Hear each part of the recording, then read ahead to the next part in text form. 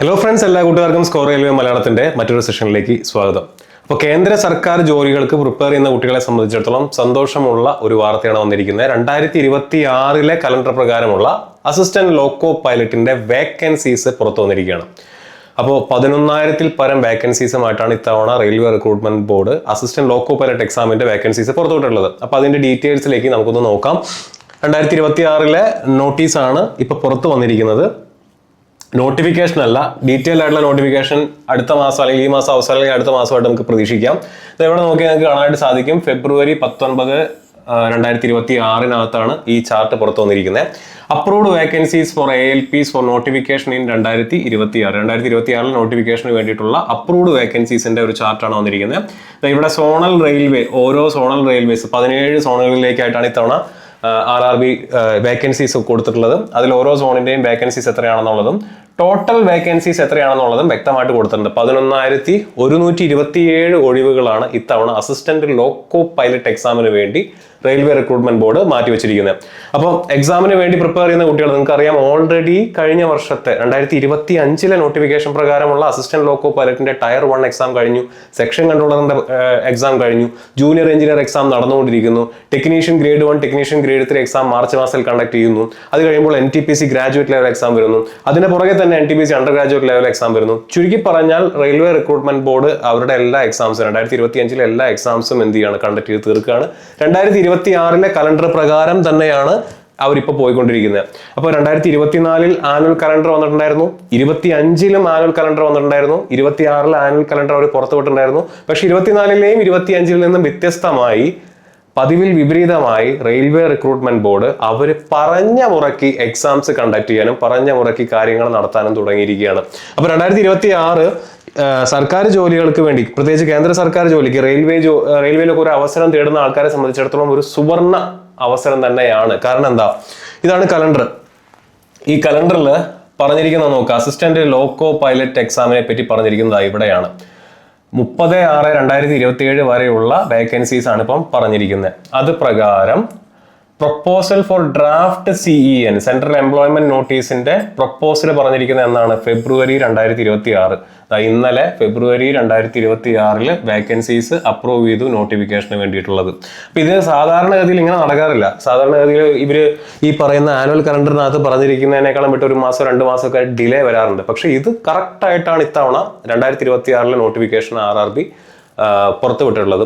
മാത്രമല്ല 2025 പരീക്ഷകളുടെ ഡേറ്റിന്റെ കാര്യത്തിൽ നിങ്ങൾക്ക് നോക്കി കഴിഞ്ഞാൽ കാണാനായിട്ട് സാധിക്കും. NTPC പരീക്ഷ മാർച്ച് മാസം ആകുമ്പോഴേക്കും അവർ കണ്ടക്ട് ചെയ്ത് തീർക്കാനായിട്ട് തീരുമാനിച്ചിരിക്കുകയാണ്. ഇവിടെ തന്നെ നോക്കിയാൽ നിങ്ങൾക്ക് കാണാൻ പറ്റും, അടുത്ത വരാനിരിക്കുന്ന നോട്ടിഫിക്കേഷൻ എന്ന് പറയുന്നത് ടെക്നീഷ്യൻ പരീക്ഷകളുടെയും സെക്ഷൻ കൺട്രോളർ പരീക്ഷയുടെയും അടുത്ത വർഷത്തെ junior engineer, paramedical, NTPC, ministerial and isolated category 2026 group D, അങ്ങനെ എല്ലാ എക്സാംസും ഈ വരുന്ന വർഷം കൃത്യമായിട്ട് മുറ പോലെ തന്നെ നടക്കും. അപ്പം വൃത്തിയായിട്ട് തുടക്കം തൊട്ട് പഠിക്കാനിരിക്കുക. പഠിച്ചു കഴിഞ്ഞാൽ ജോലി കിട്ടാനുള്ള സാധ്യത വളരെ കൂടുതലാണ്. ഇനി അസിസ്റ്റന്റ് ലോക്കോ പൈലറ്റ് എക്സാമിന്റെ കാര്യം എടുത്ത് നോക്കുകയാണെന്നുണ്ടെങ്കിൽ, ഞാൻ ഓൾറെഡി പറഞ്ഞു, കഴിഞ്ഞ 3 വർഷമായിട്ട് കലണ്ടർ ഉണ്ട്. അതിൽ ഈ 2 പരീക്ഷകളും ഓൺഗോയിങ് ആണ്. ഇതിന്റെ നോട്ടിഫിക്കേഷൻ അല്ലെങ്കിൽ ഇതിന്റെ വേക്കൻസിയാണ് ഇപ്പൊ പുറത്തു വന്നിരിക്കുന്നത്. 2024 ടോട്ടൽ വേക്കൻസി 18,799 ആണ്. ആദ്യം ഇത്ര വേക്കൻസി ഉണ്ടായിരുന്നില്ല. ആദ്യം പുറത്തു വന്നപ്പോൾ നിസ്സാരമായിട്ടുള്ള ഒരു വേക്കൻസിയാണ് ഉണ്ടായിരുന്നത്. പിന്നീട് അത് റിവൈസ് ചെയ്ത് ഏകദേശം 19,000-ഓളം വേക്കൻസീസ് ആണ് 2024 RRB പുറത്തുവിട്ടിട്ടുള്ളത്. അന്ന് കൊറോണ കാരണം പ്രായപരിധി എത്രയായിരുന്നു?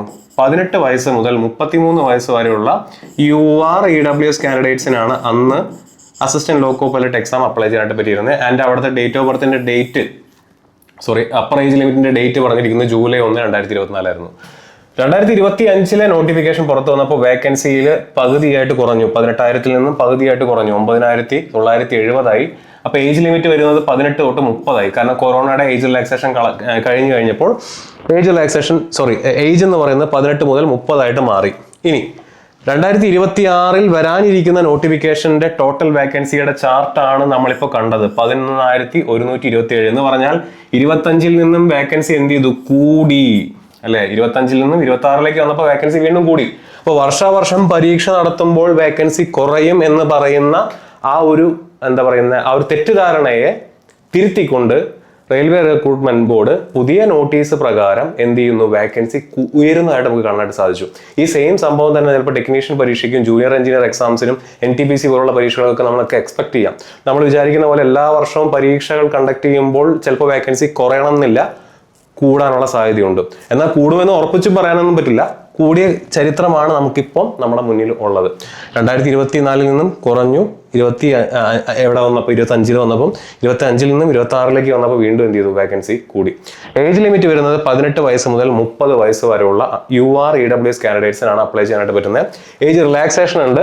നിങ്ങൾ OBC NCL കാരാണെന്നുണ്ടെങ്കിൽ അധികം 3 വർഷവും, SC ST കാരാണെന്നുണ്ടെങ്കിൽ അധികം 5 വർഷവും ഏജ് റിലാക്സേഷൻ ഉണ്ട്. അപ്പോൾ ഈ വീഡിയോ കാണുന്നതിൽ 18 വയസ്സ് മുതൽ 33 വയസ്സ് വരെയുള്ള OBC NCL കാർക്ക്, നോൺ ക്രീമി ലെയർ സർട്ടിഫിക്കറ്റ് ഉള്ള ആളുകൾക്ക് എന്ത് ചെയ്യാം, ഈ എക്സാമിന് അപ്ലൈ ചെയ്യാം. ഇനി 18 വയസ്സ് മുതൽ 35 വയസ്സ് വരെയുള്ള SC ST കാൻഡിഡേറ്റ്സിനും എന്ത് ചെയ്യാം, ഈ എക്സാമിന് അപ്ലൈ ചെയ്യാനായിട്ട് സാധിക്കും. അപ്പോൾ അതുകൂടെ ഒന്ന് നോട്ട് ചെയ്ത് വെക്കുക. ഇനി എന്താണ് വിദ്യാഭ്യാസ യോഗ്യത?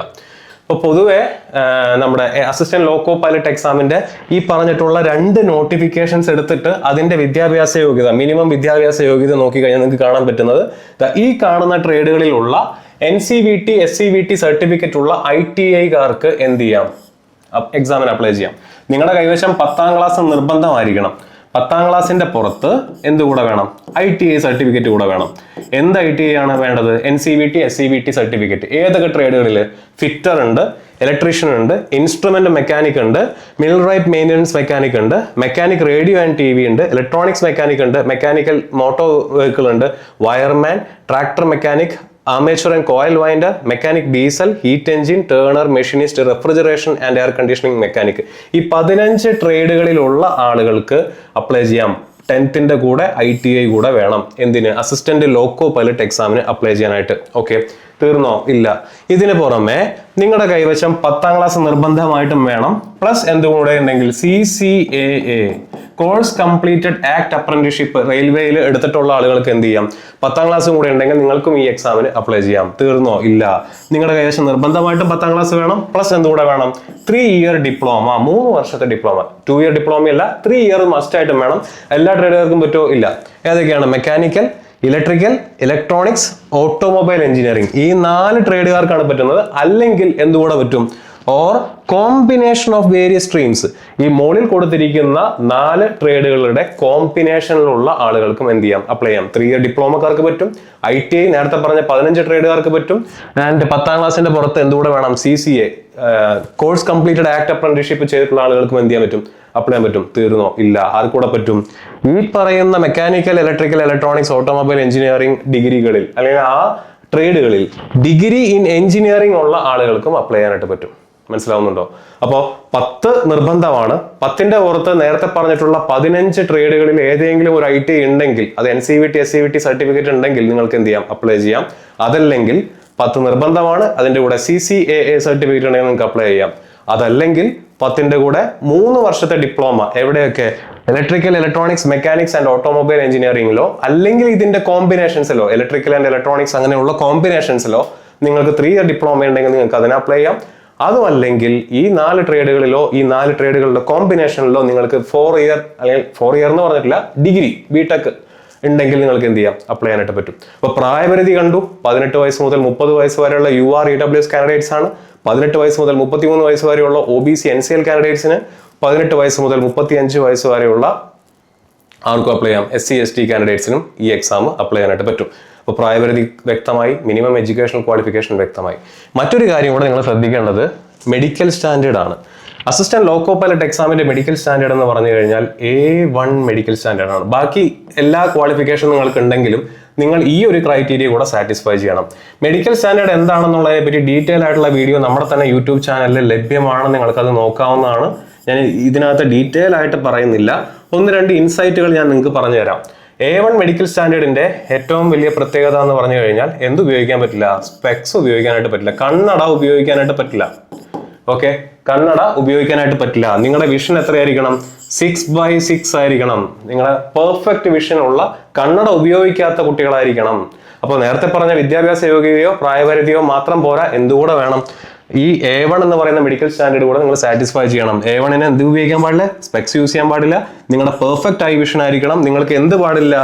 കളർ ബ്ലൈൻഡ്നെസ് ഉണ്ടാവാൻ പാടില്ല, നൈറ്റ് ബ്ലൈൻഡ്നെസ് ഉണ്ടാവാൻ പാടില്ല, മെസോപ്പിക് വിഷനോ ഈ പറഞ്ഞ പോലെ ബൈനോക്കുലർ വിഷനോ ഉണ്ടാവാനായിട്ട് അതൊക്കെ എന്തായിരിക്കണം? പക്കയായിരിക്കണം. അപ്പൊ പെർഫെക്റ്റ് ഐസൈറ്റ് ആയിരിക്കണം and physically fit in all aspects. എല്ലാ ആസ്പെക്ട്സിലും ബോഡി പെർഫെക്റ്റ്ലി ഫിറ്റ് ആയിട്ടുള്ള ആളുകൾക്കാണ് അസിസ്റ്റന്റ് ലോക്കോ പൈലറ്റ് എക്സാമിന് അപ്ലൈ ചെയ്യാനായിട്ട് പറ്റുന്നത്. അപ്പൊ മിനിമം വിദ്യാഭ്യാസ യോഗ്യതയും അതുപോലെ തന്നെ മിനിമം പ്രായപരിധിയും ഉണ്ടെങ്കിൽ കൂടി A1 മെഡിക്കൽ സ്റ്റാൻഡേർഡിനകത്തൂടെ പെടുന്ന കുട്ടികളാണെന്നുണ്ടെങ്കിൽ നിങ്ങൾ ഈ എക്സാമിന് ഫോക്കസ് ചെയ്യുക. അതുകൊണ്ട് തന്നെ 11,127 എന്ന് പറയുന്നത് ഒരു മികച്ച ഒഴിവ് തന്നെയാണ്. കാരണം എന്താ? ഈ 3 കണ്ടീഷനും സാറ്റിസ്ഫൈ ചെയ്യുന്ന ആളുകളുടെ എണ്ണം കുറവായിരിക്കും. മനസ്സിലാവുന്നുണ്ടോ? എന്തെങ്കിലുമൊക്കെ ഒരു മെഡിക്കൽ ഈ പറഞ്ഞ ക്രൈറ്റീരിയ സാറ്റിസ്ഫൈ ചെയ്യാത്ത ആളുകളായിരിക്കും കൂടുതലും. കണ്ണ് ഐസൈറ്റ് മറ്റേ ഈ പറഞ്ഞ പോലെ 6/6 പെർഫെക്റ്റ് ഐ വിഷൻ ഉള്ള ആളുകളാണ് നിർബന്ധമില്ല. ഇനി 6/6 തന്നെ വേണം, അതായത് സ്പെക്സ് യൂസ് ചെയ്യാത്ത ആളുകൾ ആയിരിക്കണം.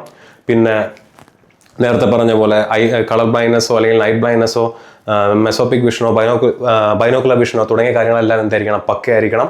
ഇതിന്റെ പുറത്ത് ഈ പറഞ്ഞ വിദ്യാഭ്യാസ യോഗ്യതകളും അതുപോലെ തന്നെ പ്രായപരിധിയും ഉണ്ടെങ്കിലാണ് നിങ്ങൾക്ക് എന്ത് ചെയ്യാൻ പറ്റുന്നത്? ഈ എക്സാമിന് അപ്ലൈ ചെയ്യാനായിട്ട് പറ്റുന്നത്. അപ്പോൾ 11,127 എന്ന് പറയുന്നത് ഒരു മികച്ച അവസരം തന്നെയാണ് എന്നുള്ള കാര്യം ഓർത്തിരിക്കുക.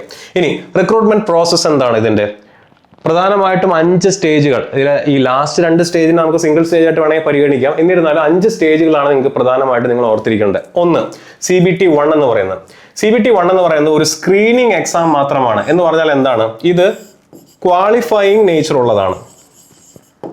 ക്വാളിഫയിങ്, ഇതിലെ മാർക്ക് പരിഗണിക്കില്ല. പക്ഷെ നിങ്ങൾ എന്ത് ചെയ്യണം? ഒരു മിനിമം മാർക്ക് വാങ്ങിക്കണം. പോരാത്തതിന് കട്ട് ഓഫ് ക്ലിയർ ചെയ്താൽ മാത്രമേ സെക്കൻഡ് ടയറിലേക്ക് നിങ്ങളെ പരിഗണിക്കുകയുള്ളൂ. ഇത് എന്താണ് വരുന്നത്? ഇത് 75 മാർക്കിന്റെ പരീക്ഷയാണ്. ഈ പറഞ്ഞ പോലെ 1 മണിക്കൂറാണ് ഇതിന്റെ ടൈം വരുന്നത്. ക്വാളിഫയിങ് നേച്ചറാണ്, കമ്പ്യൂട്ടർ ബേസ്ഡ് ടെസ്റ്റ് ആണ്. ഇതിൽ നിന്നും വേക്കൻസിയുടെ 15 ഇരട്ടി ആളുകളെ ആയിരിക്കും ടയർ 2 വേണ്ടി എന്ത് ചെയ്യുക? ഷോർട്ട് ലിസ്റ്റ് ചെയ്യുക. വേക്കൻസി എത്രയാണ്? ഇപ്പൊ 11,127 വേക്കൻസി ഉണ്ടെങ്കിൽ അതിന്റെ 15 ഇരട്ടി ആളുകളായിരിക്കും CBT 2 രണ്ടാമത്തെ ടയർ എക്സാം എഴുതുന്നതിന് വേണ്ടി തയ്യാറെടുക്കാനായിട്ട് അല്ലെങ്കിൽ അതിന്റെ ലിസ്റ്റിനകത്ത് ഉൾപ്പെടുക. ഇനി CBT 2 2 പാർട്ട് കാണും. Part A and part B.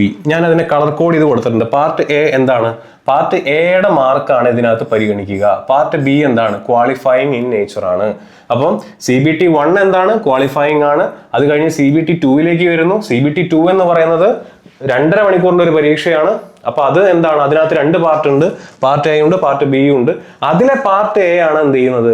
നിങ്ങളുടെ റാങ്ക് നിശ്ചയിക്കുന്നത്.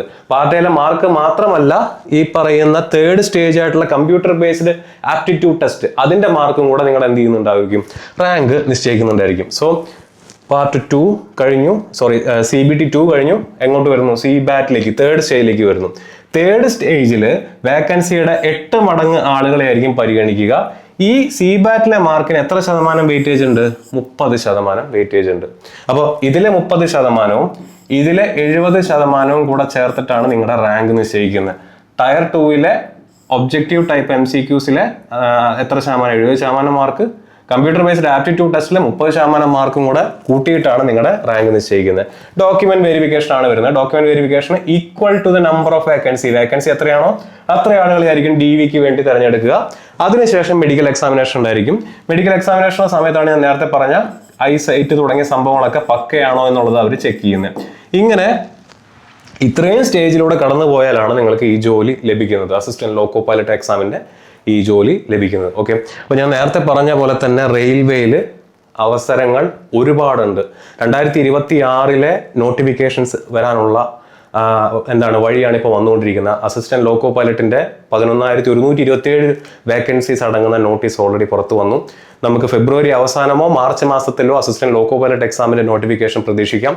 അതിന്റെ പുറകെ തന്നെ ടെക്നീഷ്യൻ പരീക്ഷ, സെക്ഷൻ കൺട്രോളർ പരീക്ഷ, ജൂനിയർ എഞ്ചിനീയർ എക്സാം, അടുത്ത NTPC പരീക്ഷ, അടുത്ത ഗ്രൂപ്പ് D എക്സാം, ഇതിന്റെ ഒക്കെ നോട്ടിഫിക്കേഷൻസ് വരാം. ഓൾറെഡി 2025 പരീക്ഷകൾ ഇപ്പോൾ കണ്ടക്ട് ചെയ്തുകൊണ്ടിരിക്കുകയാണ്. അപ്പോൾ കൃത്യമായിട്ട് പഠിച്ചുകൊണ്ടിരിക്കുന്ന കുട്ടികൾക്ക് ഈ വരുന്ന 1-2 വർഷത്തിനകത്ത് തന്നെ ഈ പറയുന്ന എല്ലാ പരീക്ഷകളിലേക്കും അല്ലെങ്കിൽ ഏതെങ്കിലും ഒരു പരീക്ഷയിൽ കയറി കൂടാനായിട്ട് നിങ്ങൾക്ക് സാധിക്കും. അപ്പോൾ എല്ലാവരും ഉഷാറായിട്ട് പഠിക്കുക. മറ്റൊരു വീഡിയോയിൽ വീണ്ടും കാണാം.